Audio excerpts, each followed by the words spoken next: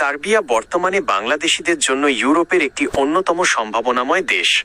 2026 সালে সার্বিয়ার ভিসা পদ্ধতিতে বেশ কিছু যুগান্তকারী পরিবর্তন আনা হয়েছে, যা আবেদন প্রক্রিয়াকে আগের চেয়ে সহজ করেছে।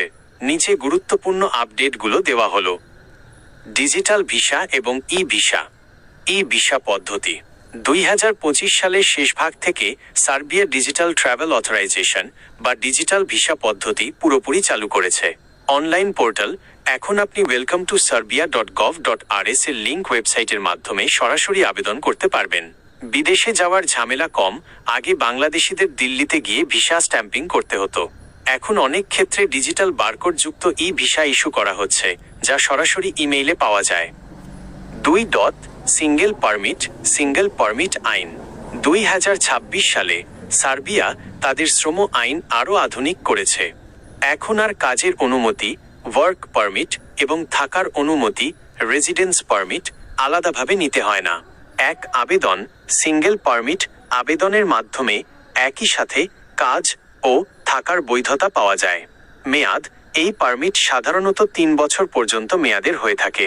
প্রসেসিং সময় আবেদন সঠিক থাকলে সাধারণত 15 কর্মদিবসের মধ্যে সিদ্ধান্ত পাওয়া যায়। 2026 সালে কাজের চাহিদা ও বেতন।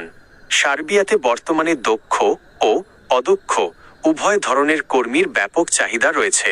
পেশার নাম মাসিক বেতন ইউরো, বাংলাদেশি টাকা প্রায় কনস্ট্রাকশন কর্মী 550-800 ইউরো, 70,000 1 লাখ টাকা।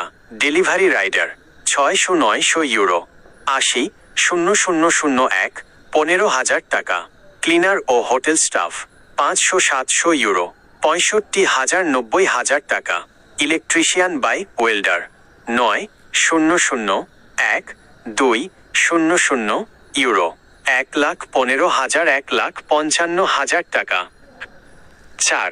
প্রয়োজনীয় কাগজপত্র চেকলিস্ট। পাসপোর্ট মেয়াদ অন্তত 9 মাস থাকতে হবে। জব অফার লেটার সার্বিয়ার কোম্পানি থেকে ডিজিটাল স্বাক্ষরিত নিয়োগপত্র। স্বাস্থ্য বীমা হেলথ ইন্স্যুরেন্স অন্তত 30,000 ইউরো কভার করে এমন বীমা। পুলিশ ক্লিয়ারেন্স অবশ্যই পররাষ্ট্র মন্ত্রণালয় থেকে সত্যায়িত হতে হবে। আর্থিক সচ্ছলতা আপনার অ্যাকাউন্টে থাকার খরচ চালানোর মতো পর্যাপ্ত টাকা প্রতিদিন 50 ইউরো হিসেবে দেখাতে হতে পারে।